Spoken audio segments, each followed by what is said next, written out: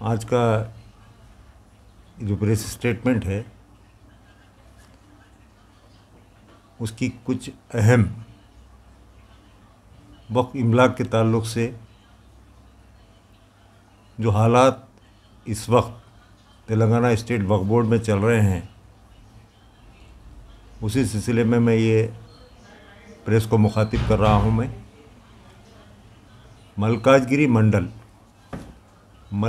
मंडल में मीर महमूद साहब वक्फ के तहत 347 एकर्स, कोहे मौला अली वक्फ के तहत 232 एकर्स, मस्जिद मुस्लिम जंग के तहत 49 एकर्स, माला खाबाई चंदा 3 एकड़ 20 गुंठे। जैसा कि आप जानते हैं कि वक्फ इमलाक की जिस तरीक़े से तबाही हुई है और जिस तरीक़े से लैंड ग्रैबर्स का कब्ज़ा हुआ है, वो सभी के सामने ज़ाहिर है। मैं एक वीडियो और कुछ तस्वीर मेरे सामने आई हैं, देखकर बड़ा अफसोस हुआ। वक्फ माफिया को खुली छूट है, वक्फ बोर्ड की प्रॉपर्टी को कब्ज़ा करने वाले के लिए खुली छूट है, लेकिन जो लीगल तरीक़े से वक्फ का किराएदार बनता है, 2017 से बिना पोजीशन के उसका किराया भरता है और उसके बाद वक्फ बोर्ड कोहे मौला अली की जो 232 एकड़ है उसमें से सिर्फ 1100 गज यानी 11 खादिमीन जो कि मौला अली पर बरसों से खिदमत अंजाम देते आ रहे हैं, उनको मुतवल्ली की तरफ से किराएदार बनाया जाता है। और चूँकि कंस्ट्रक्शन का मसला होता है तो वक्फ बोर्ड से भी एनओसी हासिल करना पड़ता है, वक्फ बोर्ड भी एनओसी जारी करती है।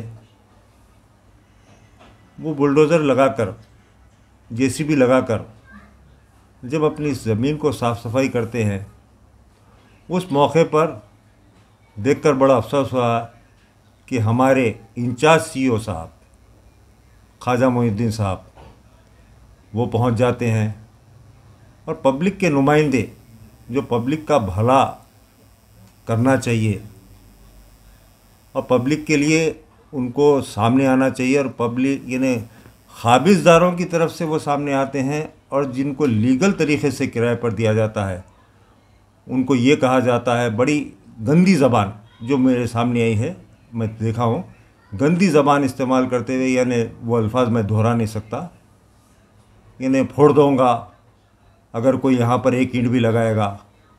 अरे भाई, वो तो किराए पे लिए हुए हैं, यानी 11 जो वहाँ पर खिदमत गुजार हैं वो 2017 से किराया भर रहे हैं और उनको ज़मीन अलाट की गई 100 गज़ के हिसाब से।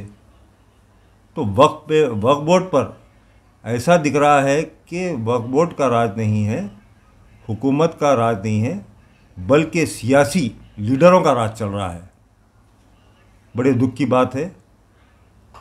और जिस तरीक़े से जो हरकत की गई है, वो बेचारे बड़ी मुश्किल से जेसीबी लगाकर साफ़ कराते हैं और उनको अलाट की जाती है जगह, मुतवल्ली अलाट किया जगह करता है 2017 में, लेकिन एनओसी मिलते मिलते काफ़ी टाइम होगा। जब एनओसी मिलती है तो वो काम कराते हैं। यानी उनकी तनख्वाह क्या है? 1800 रुपये, 1800 रुपये तनख्वाह है और वो 1000 रुपये किराया भर रहे हैं।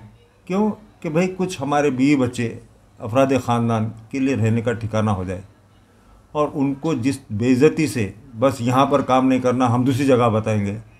अरे भाई, आप लोग ठेकेदार बन गए क्या? यानी सियासी नुमाइंदे ज़रूर हैं आप, लेकिन आप कौम के या वक्फ बोर्ड के ठेकेदार नहीं हो सकते। आप अगर आप अपने आप को वक्फ बोर्ड का ठेकेदार समझ रहे हैं तो ये मत समझिए कि आपके अपोजिट में कोई नहीं है। हम हैं ठहरे हुए, हम साथ देने के लिए उनको तैयार है। कहाँ गए? यानी हमारे सीईओ साहब को तो पता है मीर महमूद साहब की पहाड़ी के 35 एकड़ सूर्या नारायण रेड्डी कब्ज़ा किया और वो बना रहा है, स्टेटस को मौजूद है और वहाँ पर पूरा काम मुकम्मल हो गया। हमारी सेंट्रल वक्फ काउंसिल की जब टीम आई थी वहाँ इंस्पेक्शन भी करी, लेकिन आज भी वहाँ पर काम चल रहा है। तो वहाँ जाकर काम क्यों नहीं रुकाते आप? यहाँ पर गरीबों को आकर जो लीगली तरीके से आपके टेनेंट बने हैं, मुतवल्ली टेनेंट बनाए हैं, आप एनओसी दिए हैं, बस यहाँ काम नहीं करना। उसके पीछे क्या मकसद है? उसके पीछे ये मकसद है कि उसके पीछे गुंडू है, वो गुंडू अगर फोड़े तो 4000 गज जगह है वहाँ पर, तो 4000 गज कैसा छोड़ेंगे? नहीं छोड़ सकते। तो अब मैं क्या समझूँ कि वक्फ बोर्ड भी इन्वॉल्व है, सीओ साहब का भी इन्वॉल्वमेंट है, और जो सियासी नुमाइंदे वहाँ गए थे उनका भी इन्वॉल्वमेंट है। यही समझ में आता है। यानी ऐसे आदमी को सपोर्ट कर रहे हैं, वाजिद एमआईएम का वर्कर, उसके खिलाफ 3 या 4 केस वक्फ प्रॉपर्टियों पर कब्जा करने के चल रहे हैं और उसके ऊपर एफआईआर हुआ है मलकाजगिरी पुलिस स्टेशन में। तो उनको सपोर्ट करने के लिए वो पहुंच जाते हैं। क्यों? कि ये क्या साजबाज है और क्या इसके पीछे है, ये समझने की ज़रूरत है। अब आप उसके अलावा देखिए, मस्जिद मेराज के पास कब्रस्तान है, ये भी कोहे मौला अली के तहत आता है, 432 एकड़ में आता है। वहाँ पर ग्रेवयार्ड को तोड़कर कब्रस्तान को मिसमार करके घरा बन गए। वक्फ बोर्ड क्या कर रहा? सीओ साहब क्या कर रहे हैं? 1976 से 960 सेक्शन 54 के तहत नोटिसेज इशू हुए। तो नोटिसेस का क्या हुआ? क्या एक्शन लिया? 960 जो नोटिस इशू करे उसका कुछ नहीं है। 1100 गज पे ज़रूर नज़र है, क्योंकि 1100 गज के पीछे फिर 3-4 हज़ार गज है ना, उसीलिए उस पर नज़र है। उसी तरीक़े से यानी अब आप देखिए 339 एंड 340 में 2 एकड़ 30 गुंठे कोहे मौला अली के तहत ही है। अब उस पर भी सबकी नज़र लगी हुई है, लैंड ग्रैबर्स की, जबकि कई रिप्रेजेंटेशन गए हैं कि वो जगह, क्योंकि क़ब्रस्तानों की कमी है, क़ब्रस्तान के लिए जगह अलॉट की जाए। तो मेरा ये कहना है कि वो 39 एंड 340 में जो 2 एकड़ 30 गुंठे है, ओपन लैंड है, वो उसको ग्रेवयार्ड के लिए अलॉटमेंट करना चाहिए। आधा क़ब्रस्तान सुन्नी अहले सुन्नत के लिए, आधा क़ब्रस्तान शिया के लिए अलॉट करना चाहिए। क्यों नहीं किया जा रहा है? क्योंकि उस पे भी कई सियासी लोगों की और दूसरों की नज़र लगी हुई है। अब और एक चीज़, यानी सुनियरिटी का एक्शन नहीं होता, आपके मस्जिद मुस्लिम जंग के 49 एकड़ कहाँ गई ज़मीन, उसकी कोई तवज्जो नहीं है। अब कोहे मौला अली के 232 एकड़ में से कितनी ज़मीन बची हुई है? सवाल ये है, क्या 232 एकड़ ज़मीन में बची कितनी है? कोई यानी वक्फ बोर्ड बता सकता? या सीओ साहब जो जाके 1100 गज वालों को रोके, तो इसकी इंक्वायरी करना चाहिए। और जो सियासी नुमाइंदे गए थे 232 एकड़ का हिसाब लिए, सिर्फ 1100 के ऊपर नज़र, क्योंकि 1100 के पीछे कुछ राज है। अब आप देखिए वहाँ पर भरतनगर, पीछे मौला अली के पहाड़ के गुंडू तोड़ते हुए, पहाड़ को तोड़ते हुए भरतनगर में पूरे घर बन रहे हैं, आज भी तामीर हो रही है। तो क्यों सीओ साहब को वहाँ जाना मुनासिब नहीं था? सियासी जो क़ायद गए थे उनको भी वहाँ भी जाना चाहिए था। तो इसके पीछे बहुत बड़ी साजिश है, क्योंकि ये कोहे इमाम, अभी आप कोहे इमाम ज़मीन का ले लीजिए, कोहे इमाम ज़मीन की यानी केस हार चुके आप नवंबर में, यानी नवंबर 2022 में केस हार चुके, डिसमिस हो चुका केस। अगर यानी वक्फ बोर्ड का क्या, यानी वक्फ बोर्ड के पास डॉक्यूमेंट्स नहीं है, ये नहीं है, वो नहीं है, बहरहाल ये चला। लेकिन अल्लाह की वजह से यानी हम उसको रिस्टोर भी करवाए केस को।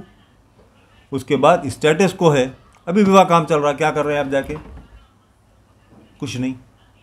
तो ये तमाम चीज़ें देखने की ज़रूरत है, क्योंकि कम से कम यानी तेलंगाना स्टेट वक्फ बोर्ड की तकरीबन 80% से ज़्यादा वक्फ प्रॉपर्टी यानी लोगों के कब्ज़े में, गवर्नमेंट के कब्ज़े में चली गई।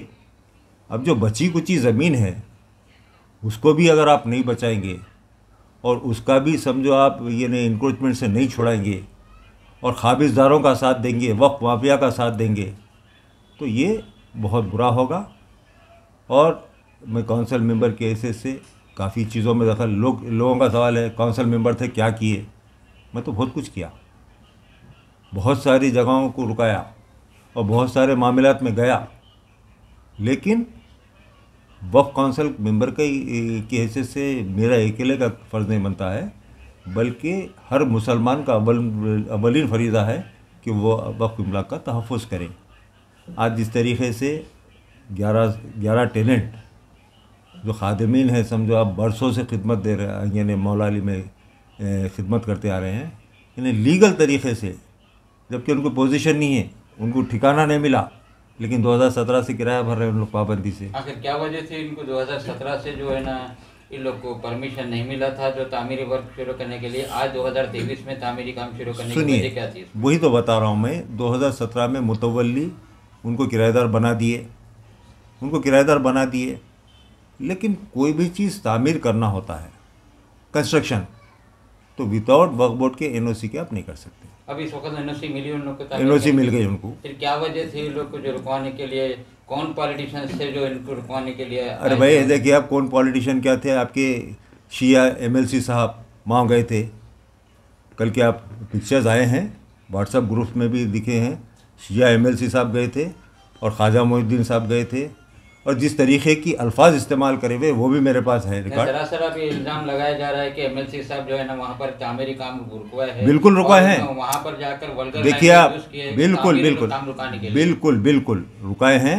एक इंट भी लगाया तो ये कर दूंगा भी बोले हैं, और सीओ साहब भी बोले हैं, तो ये चीज़ नहीं चलने वाली है भाई। सियासी लीडर आप भी है। वफ़ियत नहीं थी कि एमएलसी साहब को कि इनको वक्फ बोर्ड से एनओसी मिली है, या ये लोग जो है ना 10 साल से जो है ना लोग जो किराया बना जा रहा है। देखिए आप, ये जो बेचारे यानी खादिमीन हैं, मेरे पास भी आए, एमएलसी साहब करने भी गए, शिया में बोर्ड मेंबर के पास भी गए, हर जगह धक्के खाए हुए हैं लोग, हर एक जगह धक्का खाए हुए हैं, और हर ये ने जो भी मदद मेरे को करना था मैं भी रिप्रेजेंटेशन करा, जो भी करा, लेकिन आज उनको एनओसी मिला। एनओसी मिलने के बाद काम शुरू किए उन लोग। तो एक वाजिद जो समझो लैंड ग्रैबर है, वक्फ माफिया है, यानी उसके कहने पे समझो सीओ साहब भी पहुंच जाते हैं। अरे भाई उन्हें क्या क्या करा हुआ है उसका रिकॉर्ड कौन तलाश करेंगे अब? यानी वाजिद जो करा हुआ है उसका रिकॉर्ड कौन निकालेंगे अब? वो उसको दबाने की बजाय उसको सपोर्ट करने के लिए एमएलसी साहब भी पहुंचते हैं, क्योंकि एमआईएम का है ना वो, तो एमएलसी साहब भी पहुंच गया, क्योंकि एमआईएम यानी सारे तेलंगाना स्टेट वक्फ बोर्ड में कब्जा करी हुई है, आंध्रा में भी करी थी। तो अब जो बचा कुचा है वो भी कैसा छोड़ेंगे? अब उसके बाद पहाड़ भी टूट रहा ना, धीरे धीरे पहाड़ भी टूट रहा, पहाड़ भी टूट के मकान बन रहे, तो ये ठीक नहीं है। देखिए आप, तेलंगाना वक्फ बोर्ड के अंदर पॉलिटिशियंस का राज चल रहा है, बताना चाह रहे हैं? देखिए आप, बिल्कुल चल रहा है, नहीं चलने का सवाल नहीं है, वहाँ उन्हीं का तो राज चल रहा है। आज जितनी भी वक्फ प्रॉपर्टी की तबाही हुई है, यानी कई जगहों पे उनका हाथ मौजूद था। नहीं, इससे पहले भी काफ़ी लैंड ग्रैबर जो मौला अली के अतराफ जो है ना लैंड ग्रैबिंग कर रहे थे, जिसके अंदर सर्वे नंबर 422 के अंदर भी जो है ना मुतवल्ली साहब भी लीज पे दिया गया था, और उनके खिलाफ जो है ना कई कंप्लेंट्स भी दिए हुए, एफआईआर भी हुए, मगर वक्फ बोर्ड अभी तक इसके ऊपर कोई एक्शन नहीं लिया। मैं आपको अभी क्या बताया, को अरेस्ट करेगा, मैं आपको क्या बताया, मैं यही तो बताया 1976 के बाद से ये सब काम चालू हुए, और 960 वक्फ बोर्ड की तरफ से सेक्शन 54 के नोटिस इशू हुए। क्या हुआ उसका, ये देखने का काम है सीओ साहब का, यानी 1100 गज पे नज़र, क्योंकि 1100 गज के पीछे और बड़ा राज है, तो ये चीज़ें ठीक नहीं है। देखिए अब उन्हों भी सियासी है, मैं भी सियासी हूँ, यानी सीओ साहब भी अगर कुछ करते हैं तो ये मत समझिए कि हम आग मूझ के खामोश बैठने वाले हैं, हमारे को भी आता है क्या करना है, क्योंकि मैं टोटली ये 11 जो टेनेंट्स बने उनको सपोर्ट करूंगा, और जो जगह उनको अलॉट हुई है वहीं पे उनका बनना चाहिए, दूसरी जगह ये जगह। 7-8 साल से जो तेलंगाना गवर्नमेंट आने के बाद शिया वक्फ जायदादों की जो तबाही हुई है, इसके ऊपर जो है ना वक्फ बोर्ड के ऊपर इल्ज़ाम है, यहाँ सेंट्रल वक्फ काउंसिल मेंबर आप रहते हुए इसके ऊपर क्या तवज्जो दी जा रही है? देखिए सुनिए, सेंट्रल वक्फ काउंसिल मेंबर में ज़रूर रहने के बावजूद भी स्टेट वक्फ बोर्ड की जिम्मेदारी थी। सेंट्रल वक्फ काउंसिल जो होता है वो यानी एक अथॉरिटी होता है और वो पूरे हिंदुस्तान में जितने स्टेट वक्फ बोर्ड रहता है उसको बार बार समझो यानी इंटीमेट करता है। कोई भी चीज़ उसके सामने आती है, कोई भी पिटीशन आता है तो बराबर उसको इंटीमेट करता है। लेकिन ये नहीं है कि सेंट्रल वक्फ काउंसिल डायरेक्ट कोई कार्रवाई नहीं कर सकता है। देखिए अब सेंट्रल गवर्नमेंट है, सेंट्रल गवर्नमेंट कोई डायरेक्ट कार्रवाई नहीं करती है बल्कि स्टेट गवर्नमेंट की थोड़ी कार्रवाई होती है। उसी तरीके से सेंट्रल वक्फ काउंसिल डायरेक्ट कुछ नहीं कर सकता है, स्टेट वक्फ बोर्ड को ही कार्रवाई करनी होती है। और स्टेट वक्फ बोर्ड को बारहा यानी जब जब भी कोई इशू रेज होता है यहाँ लिखा जाता है। लेकिन चूंकि यहाँ का जो माहौल बना हुआ है तेलंगाना स्टेट का, क्योंकि यहाँ पर एक राज नहीं है, यानी टीआरएस का बीआरएस का भी राज है, एमआईएम का भी राज है।